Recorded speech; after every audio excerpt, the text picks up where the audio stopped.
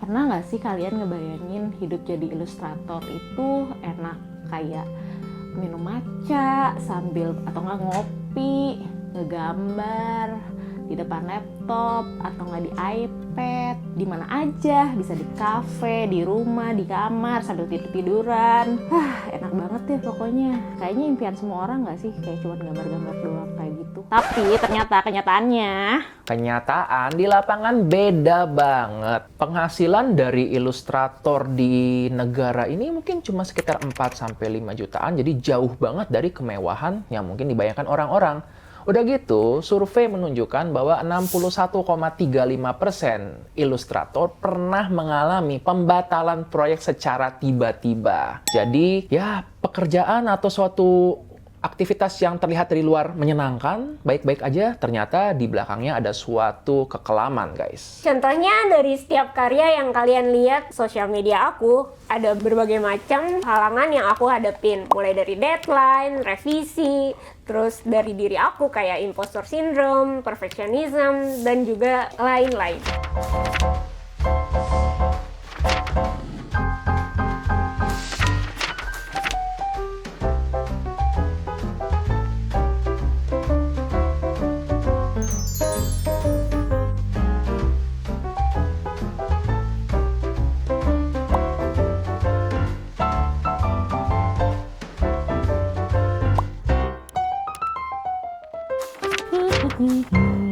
Happy banget lu dapet dorong bareng Doraemon. Ya dong, ini kan sesuatu yang lagi menyenangkan. Ada ruangan tunggu yang baru. Iya baru, kita baru renov guys. Iya. Akhirnya dari hasil AdSense ya, kita bisa Alhamdulillah yang 7.000 itu.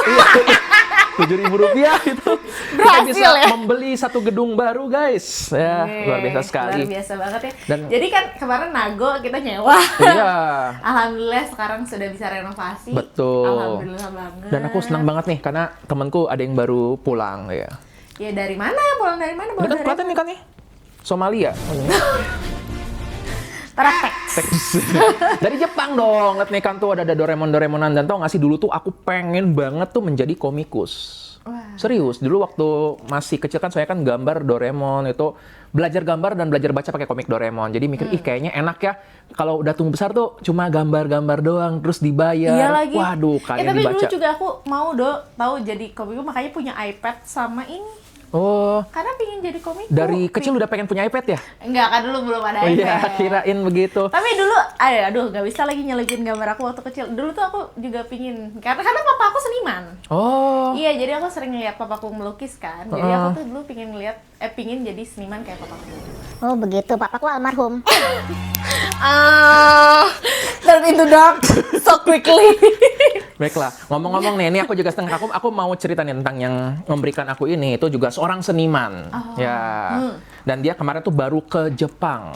Sebulan. Sebulan. Iya, gua Kan kenal kalau juga ke nih. Jepang kan biasanya orang jalan-jalan, makan-makan. Dia juga. Enggak dong. Dia Cuma dia, lamaan aja 1 bulan gitu. Tapi enggak ya, katanya kemarin juga ke Jepang itu selain jalan-jalan dan makan, juga berkarya di sana. berkarya di sana. Dia Aduh. melukis di sana. Mana katanya rumahnya di bawah kaki Gunung Fuji lagi. Wis. Impian gak sih? Enak Impian banget ya. Kita ngobrol gimana? Oke. Ada kursi kosong ke Ada sekolah kursi kita. kosong. Ada gelas baru. Ada sekolah gelas kita. baru. Undang apa? Undang itu. Ini Nunu namanya. Nunu. Ya. Nunu apa kabar Nunu? Weh, ngobrol dulu Nunu. Ya, saya di sini sudah lama. Enggak, bukan ini, ilustratornya bukan ini. Kita sambut tamu kita hari ini. Naila Ali. Nah, ini kamu keluar harusnya sekarang. Ayo. Oh ya keluar ya? Ya. Kak Nai. Lucu banget. Dia silakan duduk, silakan duduk. Silakan duduk. Silakan dipakai selimutnya, Oh, iya. silakan Baiklah. dianggap rumah sendiri. Terima kasih. Ini sudah surat mengundang tanahnya. aku. Surat Terima tanahnya, kasih. jangan Ini ada- dijual. Aku mau tidur ya. Ini ada oleh-oleh. Oh iya, aku balik lagi jadinya. Dari Jepang nih, dari teman kita. Oh iya, siapa? Naila Ali. Ya. Gak jelas. Gimana Jepang? Ya gitu aja. Ormasnya banyak di sana. Astagfirullahaladzim. Lagi demo.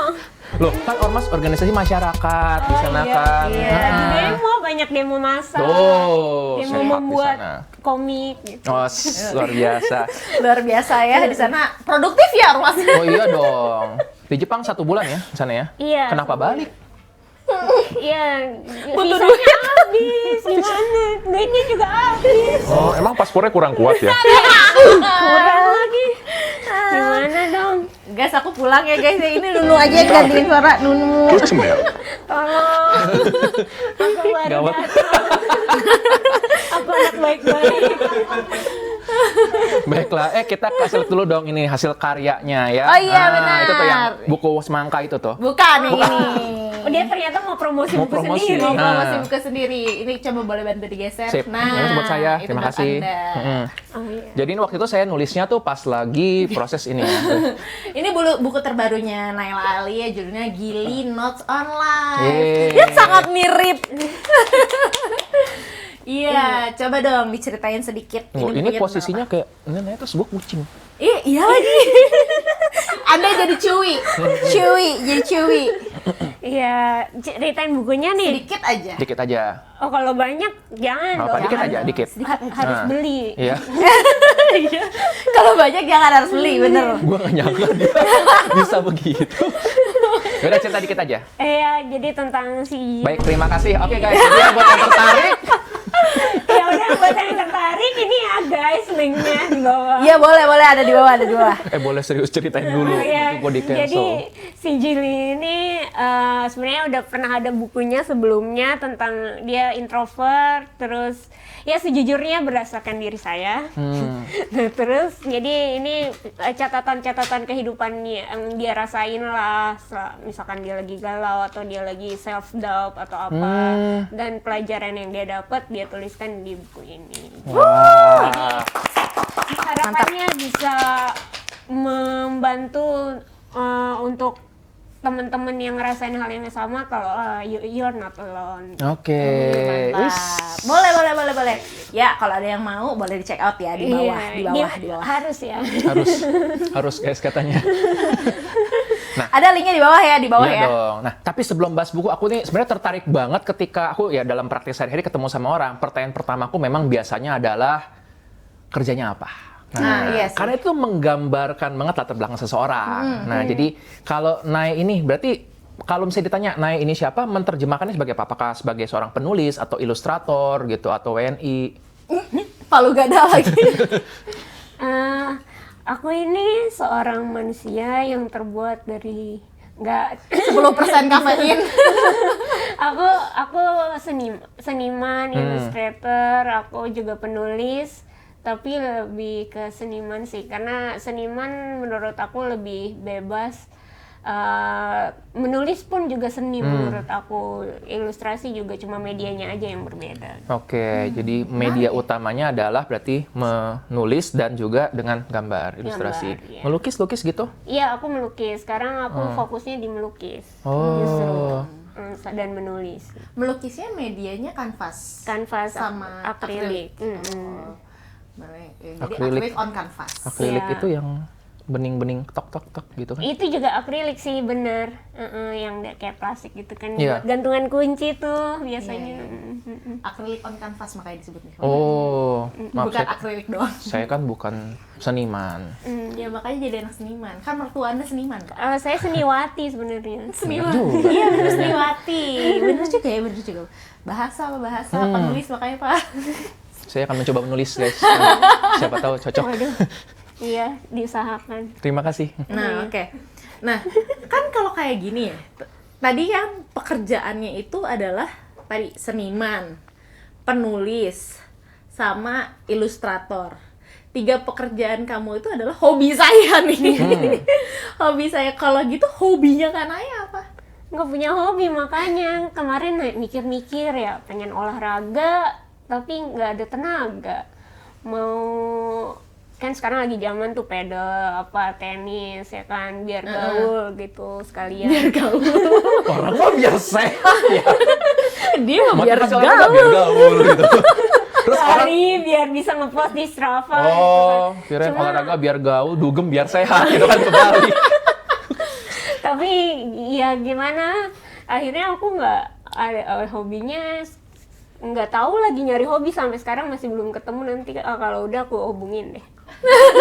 Kalau udah ketemu gue Udah, hubungin guys. ya Kita selesaikan dulu sesi ini, nanti kita akan kembali lagi setelah Nay sudah menemukan hobinya. hobinya. Kalau ada yang mau punya ide nih buat Kanae hobi, Oh, iya. hobinya apa? Komen dah di bawah dah. Ide Betul. hobi Setuju. buat Naila Ali. Yang nggak perlu banyak tenaga gitu. Yang likes paling banyak harus dilakukan ya. Muay Thai cuy. Gitu dong. MMA gitu.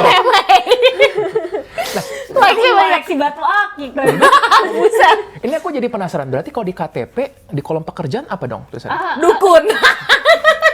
Ada loh itu pekerjaan tuh. Aku di KTP ibu rumah tangga. Aku ibu rumah tangga. Tapi nggak bisa ya kalau di KTP itu seniman. Padahal bapak aku tuh wira swasta disebutnya kalau di KTP. Bukan ibu rumah tangga. Enggak dong, bapak. Bapak. Aku waktu itu kebetulan ada dibantuin terus tiba-tiba jadinya gitu. Ibu jadi rumah aku terima tangga. aja. Oh. Iya, karena papaku sendiri wira swasta bukan seniman gitu tuh kan.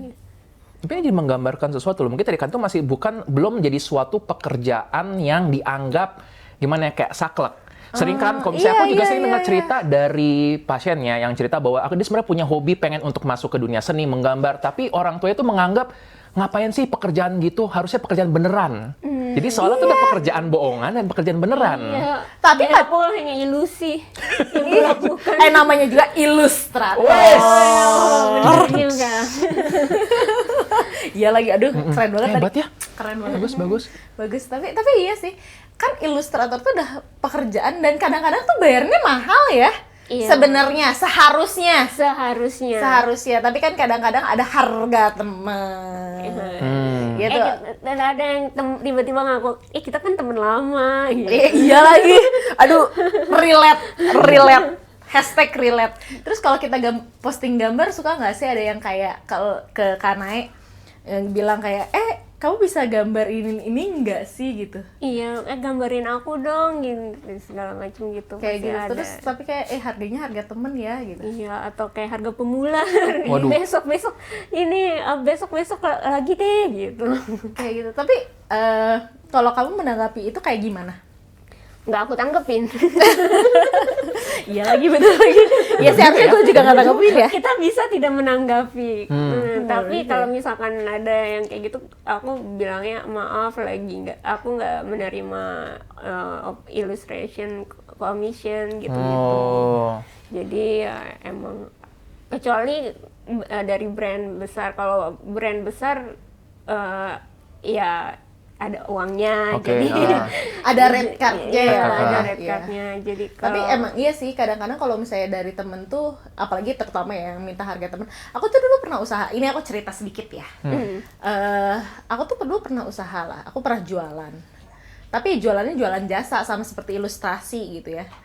Terus ya itu ada teman lama dalam tanda kutip, terus kayak, aku pesen ya, Sor aku pesen ya gitu, tapi harga teman kata dia tuh. Terus ya udah aku buatkan, terus aku kasih ke dia, nih harga teman, terus aku kasih harga X gitu. Ya contoh lah harganya misalnya 400.000 gitu, aku kasih apa? Kok mahal, dia tanya gitu. Dia bilang gitu, harganya 400.000 gitu. Terus kalau harga biasanya berapa emangnya? 200.000. Aku bilang kayak gitu. Terus dia bingung kan? Loh, kok harga biasanya lebih murah? Kan kamu minta harga teman. Aku bilang kayak gitu. Kan kamu minta harga teman. Terus dia bilang, iya tapi kan harga teman bukannya harusnya lebih murah, kata dia tuh. Terus aku bilang, enggak. Kalau harga teman biasanya 2 kali lipat lebih mahal. Aku bilang kayak gitu. Kenapa kayak gitu? Dia tanya kayak gitu. Dia kenapa kayak gitu? Iya kan kalau teman harusnya menghargai temannya. iya, betul, support ya. Iya, harusnya. support temennya. Iya. Iya gak sih? Sekalian bayarin listrik rumah gitu. Iya lagi, harusnya kayak gitu. Temenmu banyak nggak? Nggak ada. Pantesan, karena tadi syaratnya begitu, teman-teman.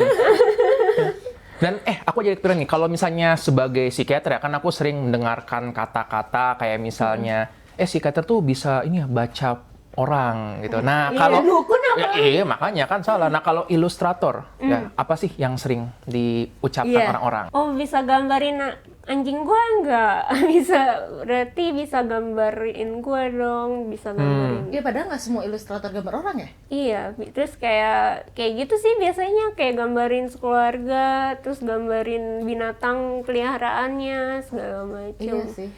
Makin ngelunjak ya Iya, dari terus kayak enak dong kerjaannya gambar-gambar doang gitu. Itu sih. iya. Kayak terus jadi kayak menganggap itu sesuatu yang murah karena menurut aku mereka pikir I was born with it. Kayak Oh, iya. tanpa usaha, kayak sedangkan seorang dokter harus belajar 7 tahun itu atau lebih mungkin, nggak tahu. Kalau ilustrator tuh kayaknya tuh Bakat. udah dari lahir tuh aku gambar gitu. Jadi kayak nggak perlu usaha. Jadi mereka meremehkan kayak lo gerak dikit aja juga gambar lo udah bagus gitu. Sedangkan untuk mencapai suatu ilustrasi itu kan harus ada ide, terus harus latihan. Aku mungkin ada gift yang aku dapatkan, tapi ya kan itu harus dilatih gitu. Harus diasah ya. Iya, jadi orang Iya, tuh iya. mikirnya tuh menganggap remeh ilustrator. Kenapa? Yalah gambar-gambar doang, karena ya itu dipikir aku tuh lahir-lahir udah gitu, jadi nggak perlu latihan gitu. Itu sama kayak yang ceritanya Picasso, tahu nggak sih? Picasso itu yang RT7 tetangga kita. Pablo Picasso. Itu Pak Kaso. Pablo Picasso yang Tahu ceritanya. ceritanya tuh yang kayak dia lagi di kafe, lagi di kafe nongkrong di Di nongkrong di mana? kafe, lagi nongkrong di kafe, terus udah gitu tuh dia ada admirer-nya dia nyamperin, Pak Pablo Picasso gitu. Iya, boleh nggak Pak gambarin saya ini gitu. Terus si Pablo Picasso, oh iya boleh Aku, boleh. aku Terus dia gambar di napkin, di tisunya itu, terus dia gambar 2 menit doang gitu, kayak seset Pablo Picasso gitu kan. Iya. Kayak set 2 menit, terus udah gitu dia kasih, terus dia Pablo Picasso minta bayaran. Nih. Kayak nih gitu, Nih. sekian dolar gitu, apa sekian pound sterling, aku nggak tahu ada Pablo Picasso apa dari dia. Rupiah Terus kayak si admirer itu tuh kayak bingung, kayak hah, masa lu ini kan napkin, terus udah gitu tuh lu gambar sekitar cuma 2 menit doang, masa lu minta bayaran gitu. Terus dia bilang kayak, oh iya jelas dong, untuk bisa gambar di napkin selama 2 menit it takes my whole life, kata dia gitu. Tuh, Kayak itu ngabisin waktu aku sekitar seumur hidup aku. Kayak gitu, it takes my whole life to ya bisa gambar selama 2 menit di napkin. Kayak gitu, jadi kayak ya itu. Jadi lu bayar bukan untuk gambar 2 menit Bukan ini di waktu, napkin, iya. tapi untuk my whole life. Iya Betul. betul, untuk Kayak bisa gitu. itu. Boleh kembalikan? Kali ya ini my whole life ya gitu. Jadi kayak kan terus kalau bisa kita lihat lagi kayak Fujiko F Fujio, gambarnya kan berkembang Oh iya. dari Doraemon jelek sampai Doraemon yang modern. Doraemon agak gendut gitu. Iya. Terus banyak juga kan ilustrator yang gambarnya tuh berkembang juga kan sesuai dengan zaman. Kalau misalnya kayak Kanaya juga mungkin kan gambarnya juga berkembang kan dari yang dulu kan ini kan, kalau aku dulu ngikutin dari yang Story of Rainy Day. Stories for ini. Story for Rainy Day. Yang Watercolor. watercolor. Terus sekarang kan lebih ke Acrylic, acrylic, iya. acrylic on canvas. Sebenarnya back to aku masa kecil, aku dimulainya dari akrilik. Jadi aku mencoba menghidupkan kembali impian aku itu justru dengan balik ke akrilik gitu. Kecil itu waktu umur berapa? Waktu aku SD aku udah les akrilik. Oh. Orang tua Bahkan aku- dari SD loh cuy. Jadi lu jangan semena-mena oe-oe langsung Iya. gambar, enggak. Iya. Jadi dulu awalnya dari mungkin hobi dan orang tua waktu itu mendukung. Jadi aku tuh dulu pas kecil orang-orang kan main orang-orangan gitu ya. Kalau aku di buku tulis, jadi setiap scene aku gambar. Lagi ngobrol di mana di dapur lagi ngobrol, terus aku bikin dena rumahnya pakai buku tulis terus-terusan.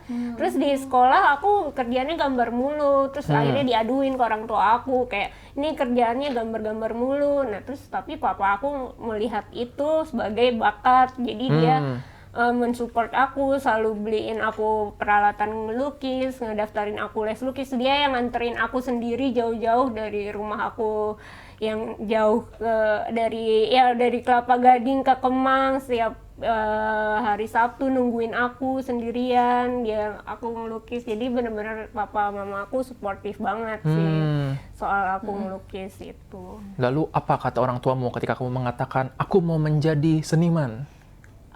Aku udah bilang aku mau masuk DKV gitu dari kelas 1 SMA.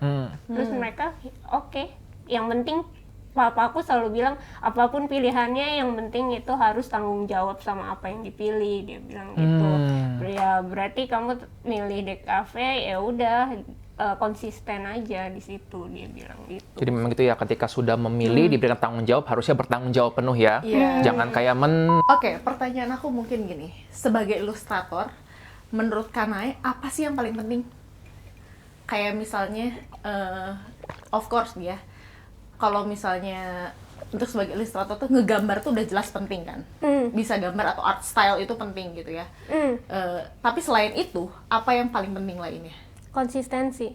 Oh wow, oke. Karena ya setiap hari harus latihan gitu. Ada walaupun lagi art block tapi kadang ada deadline harus tetap dilakukan. Konsistensi susah untuk kelihatannya gambar-gambar doang tapi sebenarnya nggak segampang itu. Kayak saat lagi nggak mood itu harus tetap dilakukan, saat lagi ada masalah nggak mungkin ditinggalkan karena itu sebuah pekerjaan. Jadi menurut aku yang harus dimiliki seorang ilustrator sebenarnya di segala bidang pekerjaan itu adalah konsistensi. Nggak bisa kayak ya aku untuk bisa sampai tahap ini karena aku setiap hari latihan. Nggak yang bisa tiba-tiba kakak bisa sih gambarnya sejago itu. Nggak bisa tiba-tiba aku kayak gini lahir-lahir gitu kan. Nah, dan untuk sampai di poin itu ya karena kekonsistensian aku untuk menjadi seorang ilustrator, seorang seniman gitu. Oke, kalau aku mau nanya lagi, untuk nih para ilustrator pemula gitu, misalnya mereka kayak, oh gue mau nih, atau yang baru-baru lulus fresh graduate kayak orang di cafe atau ilustrasi, mereka perlu nggak sih self marketing kayak gitu? Kayak misalnya posting di sosial media atau kayak gitu tuh yang paling efektif tuh yang kayak gimana sih? Apakah ikutan market gitu, art market, atau posting di sosial media itu yang paling efektif tuh apa sih gitu? Koneksi antar ilustrasi kah atau ikutan market kah yang paling efektif tuh yang gimana mendingan? Sebenarnya yang paling efektif kalau aku melakukan semuanya sih sejujurnya. Tapi dulu awal aku ikut Instagram dari 2011, dari Instagram masih sangat mudah. Sekarang Instagram sangat sulit dengan algoritmanya, jadi kadang itu bikin stres gitu. Kadang aku sendiri pun masih suka stres, hari ini nggak ngepost, udah sebulan nggak ngepost kayak gitu. Jadi kayak nggak ngepost juga nggak apa-apa gitu, tapi kayak sebisanya aja gitu. Tapi kalau misalkan emang punya tenaga untuk itu, konsisten ngepost itu perlu konsisten untuk ngepost, terus ikutan market, ketemu orang, terus kenalan bukan cuma sesama ilustrator tapi semua orang. Kadang orang kayak lagi oh gue butuh ilustrator nih, yang pertama diingat pasti kenalan dong. Terus apa namanya, kayak konsisten ya, mungkin bikin vlog atau apa. Sekarang banyak medianya, kayak bisa lewat YouTube apa. Pokoknya konsisten, yang penting konsisten ngelakuin. Tetap ya balik lagi ke konsistensi iya, karena emang dan saingan banyak banget, jadi harus gimana caranya mikirin biar unik ya, biar tetap jadi patok kau ya. Tapi yang paling penting menurut aku itu adalah jadi diri sendiri. Jangan karena kayak oh ini yang ngetren nih kayak gini nih gitu, terus ngikutin gitu. Padahal bukan diri kita, bukan style kita gitu. Kayak aku misalkan lagi ada yang style ilustratornya yang nampilin gambarnya kayak gini nih segala macem, tapi itu bukan diri aku nggak akan lakuin itu. Tetap jadi diri sendiri biar stand out. Iya, iya. keunikannya yang stand out gitu. Oke, nih seru banget ya. Jadi ketika kami mengundang bintang tamu ke sini, kami tuh mau tahu tentang apa sih keresahan mereka, baik tentang profesinya ataupun mengenai kehidupannya atau apapun secara umum. Iya. Karena kan kita tuh punya ya emosi yang nyangkut dan kita di sini mau untuk mengajak bisa melepaskan emosi tersebut. Nama sisinya ya lepaskan emosi, lemon. N-nya apa? Nyok. Lepaskan Jelek. emosi, nyok. Atau boleh nggak sekarang lepasin emosi naik gitu. Bisa ada orang yang bisa mengubah program kami lepas loh, lepaskan emosi ya, walaupun aslinya adalah kita tadi pengen lepaskan emosi secara nyantai, tapi sini boleh lepaskan emosi naik. Nah,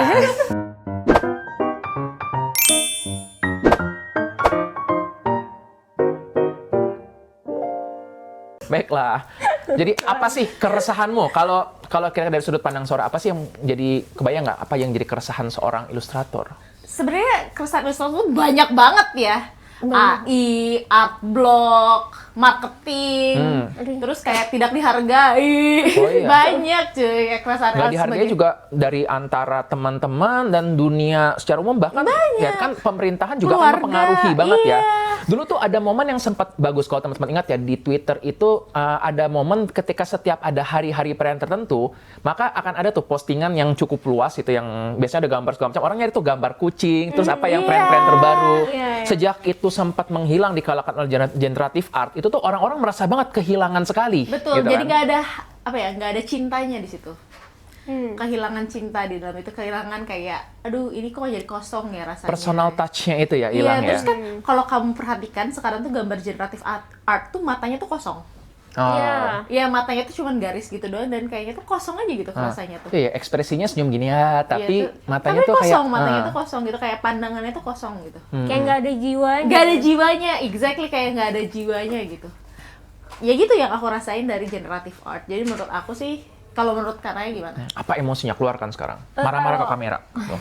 Kalau menurut aku AI bener banget tadi tuh nggak ada soulnya. Kayak kalau kata Hayao Miyazaki, draw with your heart and then the drawing will be given soul gitu. Yeah. Maksudnya emang kalau AI itu tuh gimana ya? Karena gambar itu tuh bukan cuma sekedar nggambar, ada berdasarkan pengalaman pribadi ilustratornya, terus juga intuisi dan segala selama kehidupan dia apa yang menciptakan seorang aku misalkan itulah yang kemudian menciptakan gambar apa yang aku gambar.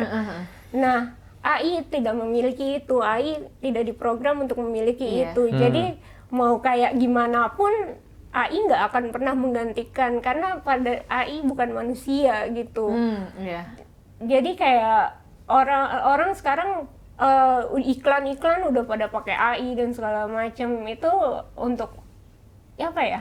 Kayak nggak ada soulnya, kayak mau jualan tapi malah menurut aku nggak dapet Iya, gitu. tidak otentik. Itu sih kali ya. Iya. Aku jadi kebayang juga pas tadi cerita begini, aku entah kenapa kebayang mie instan. Jadi mie instan itu kan memang produksinya banyak, tetapi kalau orang-orang nyari yang viral apa-apa, biasanya tuh bukan yang instan-instan, tapi kan nih ada restoran ini di sini gitu kan. Jadi itu kan juga ada personal touch dari chefnya tersebut, yang kalaupun dia menurunkan ilmunya kepada chef yang lain, belum tentu sama persis. Nah, kalau buat Naya sendiri nih, kamu kan berarti sudah berapa tahun nih berkecimpung di dunia perseni-senian? Dari 2014 tuh berapa 10 tahun? ya, udah 11 tahun. Iya, 11 tahun. Baik. Tapi kan belajarnya juga dari SD. Iya. Secara Seumur professionally, hidup lah. mungkin ya, secara professionally yang udah menganggap ini adalah cara untuk hidup dari 10-11 tahun yang lalu. Iya, Kamu sudah bikin berapa buku? 12. 12. Masih merasakan, aduh kayaknya nih nggak oke gitu. Tapi memang itu kan hak semua orang untuk merasa insecure tersebut. Aku paham kok. Iya, kayak sekarang aku lagi ngerjain lukisan terbesar pertama aku. Ya, setiap hari aku menghadapi keraguan-keraguan tersebut, tapi aku akhirnya aku mencoba untuk apa ya, kayak udah lakuin aja dulu gitu. dulu. Karena kayak sedikit demi sedikit, walaupun kadang aku kayak lagi nggak mood tapi ya udah ngelakuin, nanti pas moodnya balik aku rapihin gitu. Yang penting tapi kayak dimulai dulu gitu, kayak sekarang aku lagi melatih itu, walaupun susah.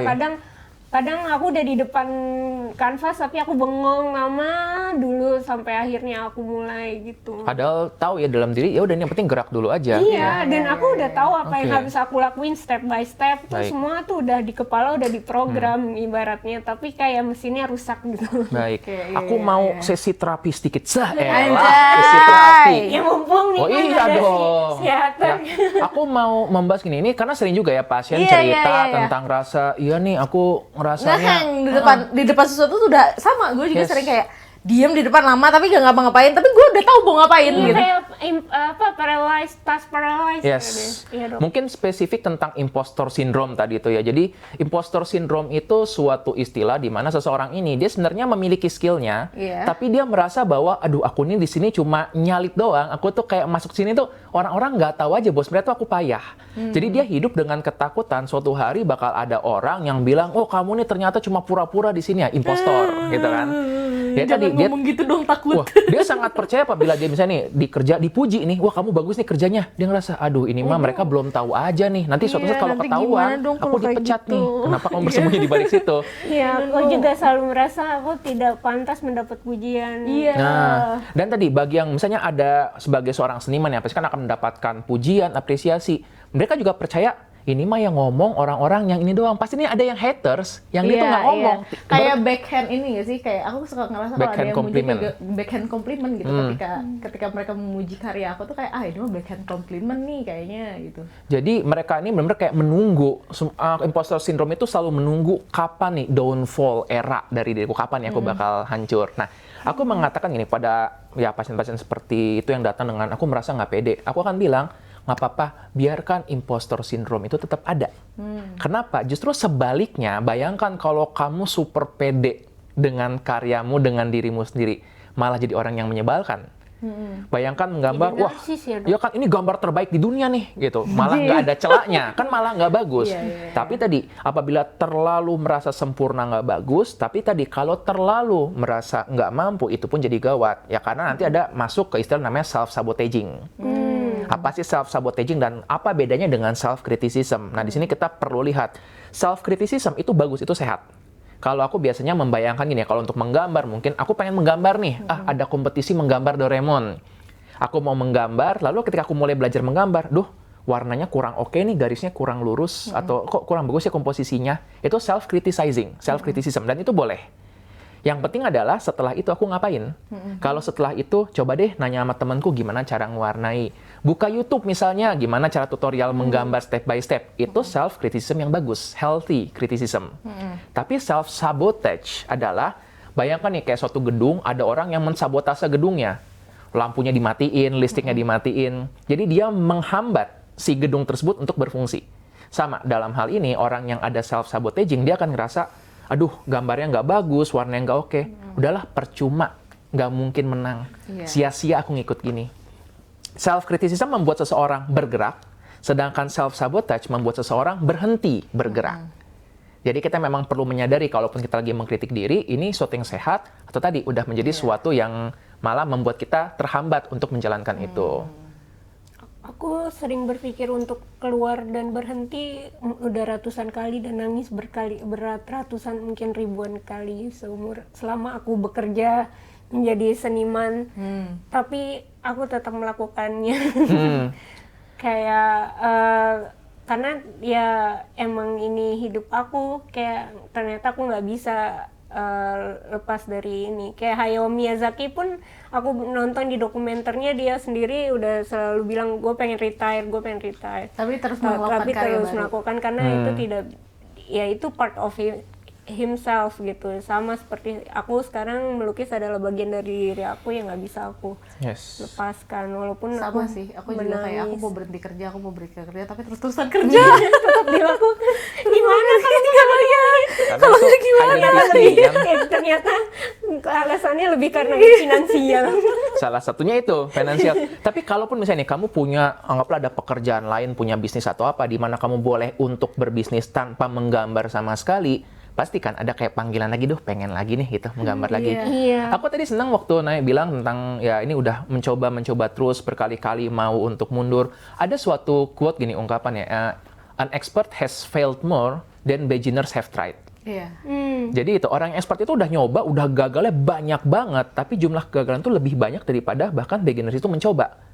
Nah, jadi itu menggambarkan bahwa nggak apa-apa untuk kita gagal atau salah, yang penting dari waktu ke waktu adalah ya improve dikit-dikit. Iya. Iya, ada. Ada kayaknya nangisnya berkurang gitu, dikit banget. Dikit.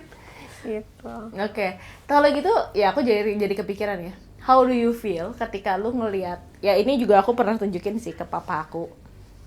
Kayak aku pernah tunjukin ke papa aku kayak gini. Ingat nggak dulu tuh ada kayak apa sih, unik gitu, nggak unik sih aku bisa bilang, revolution, nggak revolutioner juga sih, terlalu out of the box sih kalau aku bilang ya. Seni yang terlalu out of the box, ya saking out of the box ya, kayak gini. Seninya terlalu bold menurut aku tuh, ya seni kan ada yang bold, ada yang ini menurut aku terlalu bold sih. Pisang, lakban, tembok. Oh ya, bahkan belakangan aku lihat ada yang cuma menjual kanvas kosong. Exactly, yang Iya. judulnya nothing. Ya, Gitu, atau enggak yang kanvas, garis, thread the line judulnya. Atau enggak kanvas, slab warna merah, kayak itu apa sih, kayak cat terus di slab gitu doang, terus kayak the red. Judulnya itu doang, kayak road atau enggak judulnya tuh kayak gitu. Yang kayak gitu, how do you feel when you see that gitu? ya konsep art yang sampai saat ini aku belum paham. Iya, aku Sejujurnya. tapi kalau dibilang nggak ngerti seni lah, gue seniman gitu. Iya, tapi kayak justru dari POV aku malah kadang merasa apakah gambar gue biasa aja. Maksudnya apakah konsep dari gambar gue biasa aja. Kayak orang-orang berkonsep setiap bikin karya konsepnya yang wah luar biasa dengan tulisannya, dengan karyanya gitu. Tapi aku benar-benar gambar apa adanya, gambar kesederhanaan, gambar keseharian Iya. gitu.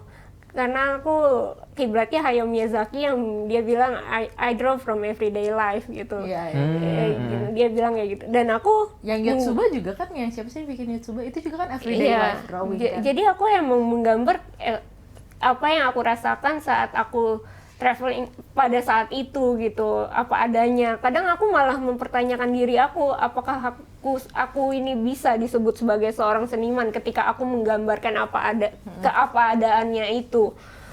Itu yang menjadi justru aku kayak mikir, apakah aku harus membuat karya yang sangat konseptual yang membuat orang nggak bisa mengerti baru bisa disebut sebagai art gitu.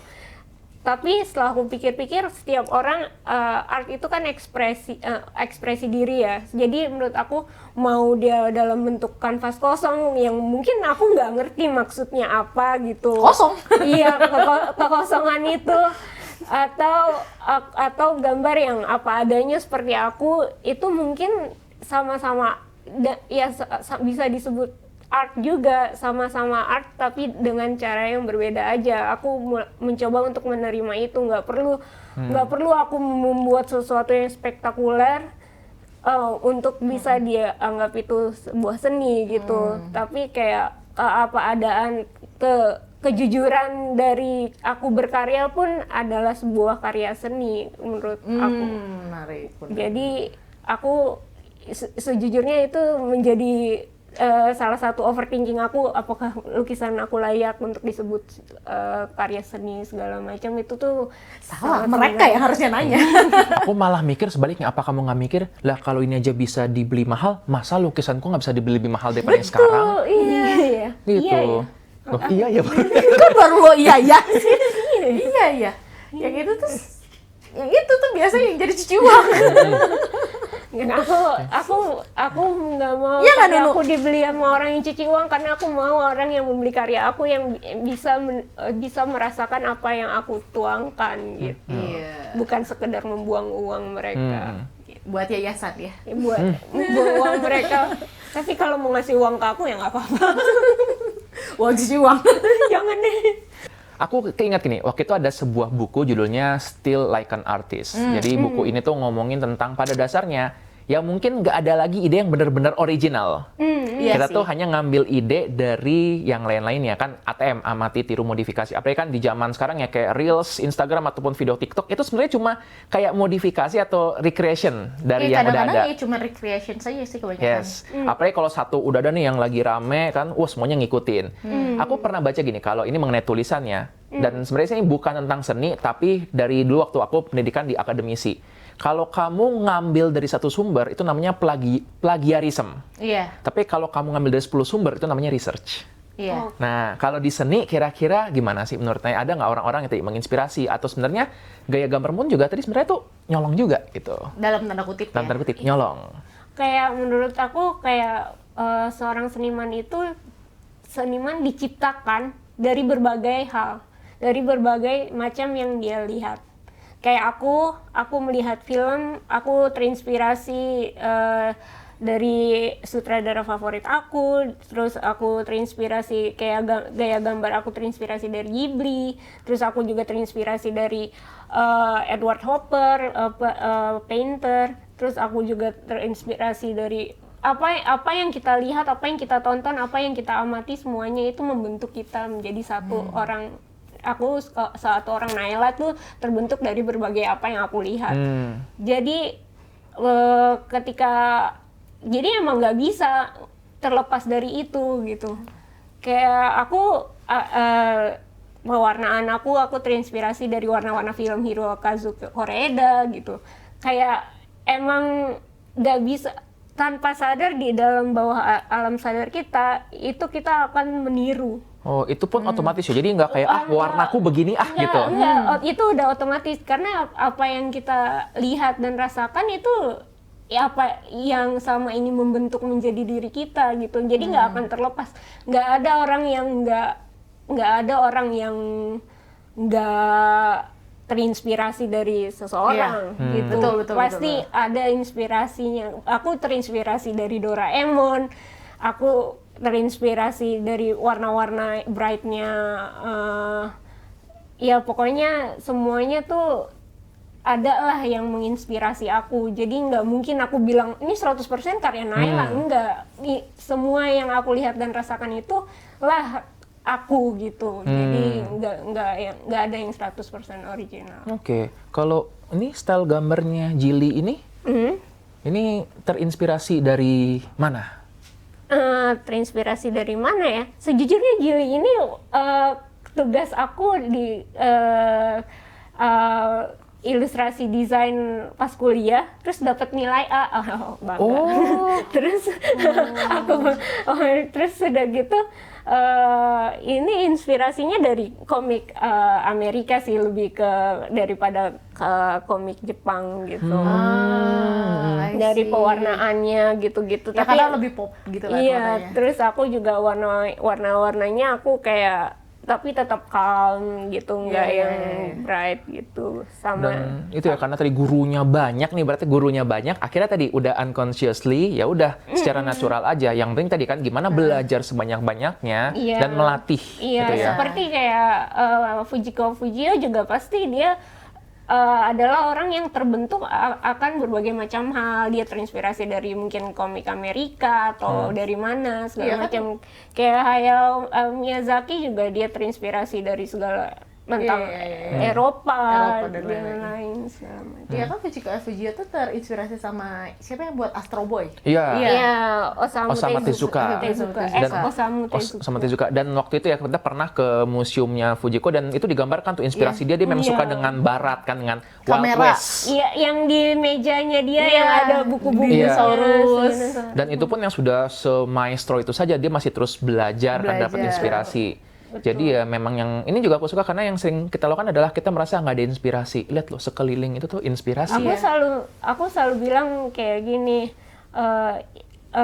inspiration is actually all around us. All we have to do is feel. Jadi kayak emang kita Mindful ya. kita harus merasa. Ini dari buku pertama aku selalu ngomong kayak gini, dan itu mantra buat aku kayak. Kalau lagi nggak ada inspirasi, ya lo lihat sekeliling lo aja, pasti ada inspirasi. Gitu. Apalagi kalau lihat sekeliling tuh Gunung Fuji ya. Waduh, iya lagi bangun tidur. Berasa ya, mau itu mengalir banget ya. Nunu, sekeliling aku Nunu. Iya, kayak gitu sih. Jadi, Iya, setuju. Nah, kalau kayak gitu, sekelilingnya ada inspirasi, lalu ceritakanlah tentang art block. Wah, apakah harus selalu ke Jepang melihat Gunung Fuji, melihat itu yang dapat inspirasi itu? Karena kan memang betul, inspirasi aku dapat. punya banyak uang, Waduh, atau punya uang di dunia banyak tapi nggak di kita aja. iya, Gitu. atau punya pintu Kemana saja. Kemana aja tuh pintu ya? Ya. Dicari-cari nggak ada. Iya gitu. Gimana? Coba gimana? Jadi Ceritanya dari tadi kan kita tuh ngomongin art block gitu. Coba dong jelaskan, jabarkan art block tuh apa sih? Ini berarti kita masuk sesi Semangka. Sesi mengupas solusi kehidupan.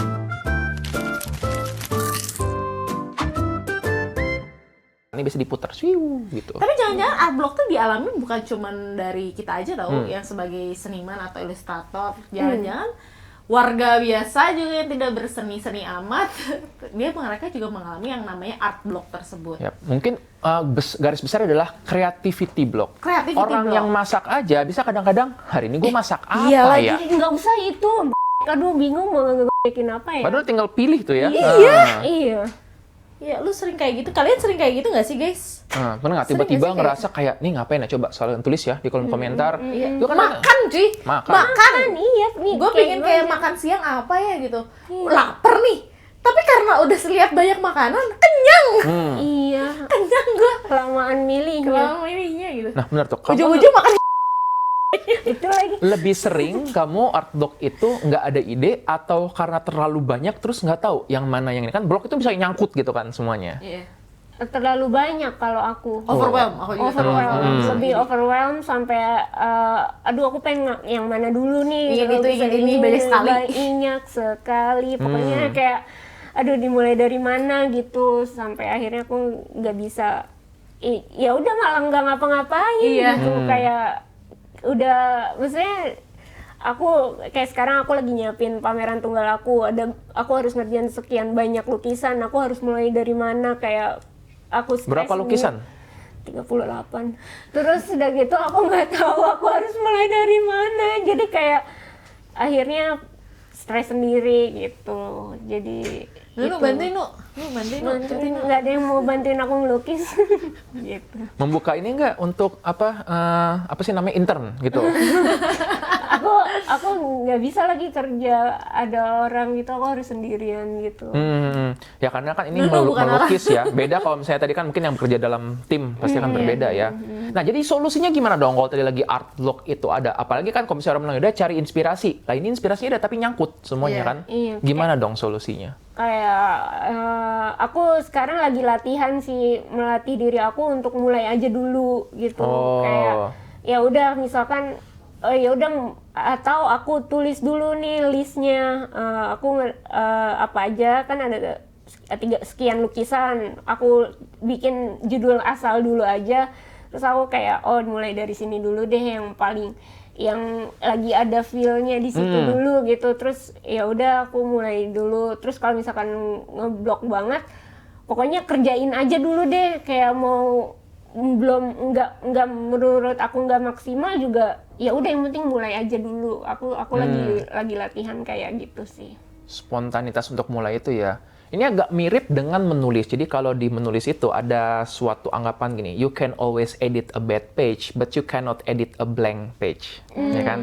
Yang kayak tadi Naya bilang ya udah bikin dulu aja. Cuma kan kalau untuk tulisan lebih gampang ya kan? Wah nggak suka, tinggal delete. Lah kalau kanvas gimana? Udah set, wah nggak suka nih. Aku sering kok, nih lukisannya udah setengah jadi terus aku putihin lagi. Kayak sakit hati sih. Gue dengernya kayak aku putihin lagi terus kayak aku sering melakukan itu karena ya pakai akrilik juga, akrilik bisa ditimpa lagi gitu kan. Jadi menurut aku nggak usah takut untuk memulai dari awal daripada hatinya udah nggak di situ gitu. Kayak aku kayak apa namanya, kayak lukisannya udah setengah jalan nih tapi enggak deh kayaknya, ya udah aku putihin lagi aja dari nol lagi, aku bikin sketsa dari awal Tapi lagi. aku juga kalau lagi crocheting gitu. Iya. Kalau misalnya udah di tengah nih, aduh nggak jadi deh ini tasnya, gue frogging lagi, gue bedel lagi gitu dari sampai awal. Ya, ini sebenarnya filosofi hidup yang sangat bagus loh tentang attachment. Kadang kan kita terlalu attach dengan apa yang kita buat sampai tadi merasa bahwa ini nih udah nggak boleh diapa-apain lagi. Kita memaksakan melanjutkan sesuatu yang memang sudah nggak seharusnya. Entah ini dalam relationship, dalam pekerjaan, persahabatan, dan lain-lainnya. Jadi mungkin tadi ya, seni kan juga tentang berkreasi. Kita tentu punya bayangan pengen jadi bagus, tapi juga tahu kapan perlu untuk stopnya. Itu juga perlu latihan juga ya untuk judgment seperti itu. Iya, kayak aku ini perfeksionis banget kalau dalam berkarya.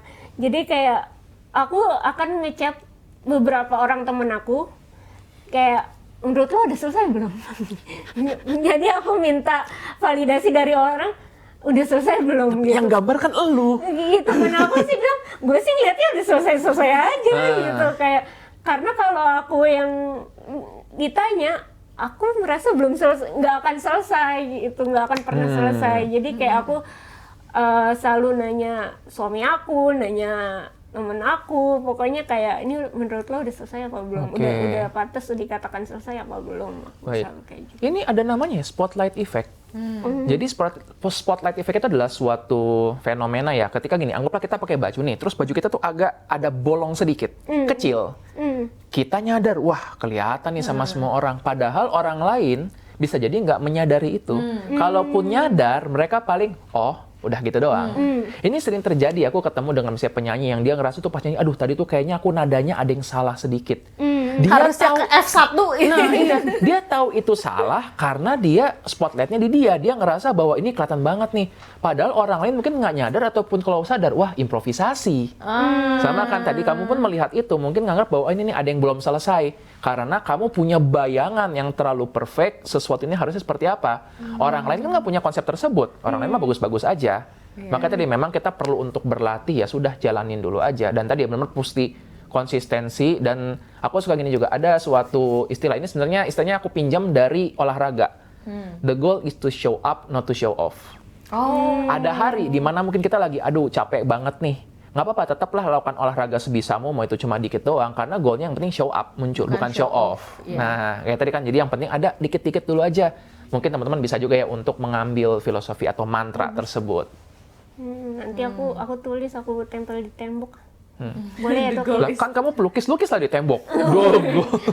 Balik-balik keluarga di rumah, ini kenapa? Karet balik. Gue nape balik-balik dari syuting podcast jadi begini. Ya, ada saran nggak untuk teman-teman yang mau untuk memulai? Iya, mulai jadi ilustrator, mulai dari misalnya dari marketingnya, dari harus konsisten. Yang ini aku udah ngomong berapa kali ya hari ini. Itu penting ya itu tentang konsistensi itu. Konsisten, latihan, jangan mau instannya aja, karena zaman sekarang orang tuh pengennya tuh jago, kayak mikir karena dari lahir udah jago kayak gini. Enggak, aku mengalami berbagai macam proses gitu. Aku melihat ke belakang pun karya aku gimana, dan sekarang tuh beda, ada kemajuannya lah. Itu karena aku berlatih terus, berlatih setiap hari, dan jangan pernah berhenti untuk latihan gitu. Kayaknya jebakan instan itu ya. Iya. Makanya kan AI. Iya. Karena dan generasi sekarang tuh pengennya serba instan. Jadi kayak udah pas pengen cepet jago gitu. Padahal enggak gitu.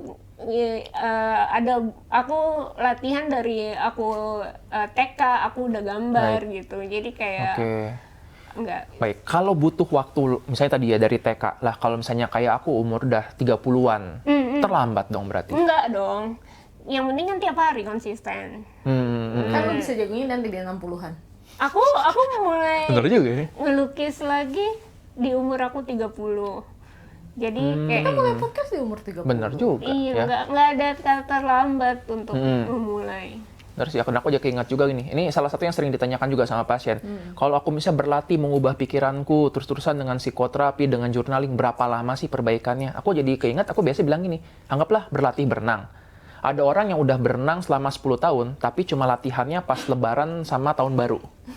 Tapi udah 10 tahun tuh. Lebarannya ada 2, lebaran haji sama lebaran ini. Idul Fitri sama tahun lebaran baru. monyet. Nah, jadi cuma segitu aja. Ada orang yang baru latihan selama 2 bulan, tapi dia latihannya Tiap setiap hari. 2 hari atau setiap hari. Nah, itu kan akan berbeda, benar juga. Jadi mungkin sudah terlambat untuk memulai. Itu waktu terbaik untuk memulai adalah 10 tahun yang lalu, waktu terbaik kedua adalah sekarang. Mantap.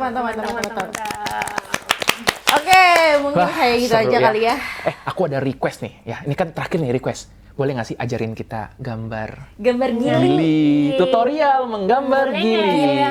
Boleh nggak ya? Boleh nggak? Biar teman-teman bisa untuk mengikuti juga ya. Sekaligus nanti kalau rame, lanjut part 2. Ngebahas tentang bukunya. Oke guys, jadi setelah ini kita bakal belajar tutorial menggambar gili. Yeay, kita gambar gili. Shootnya dari atas berarti. Oke.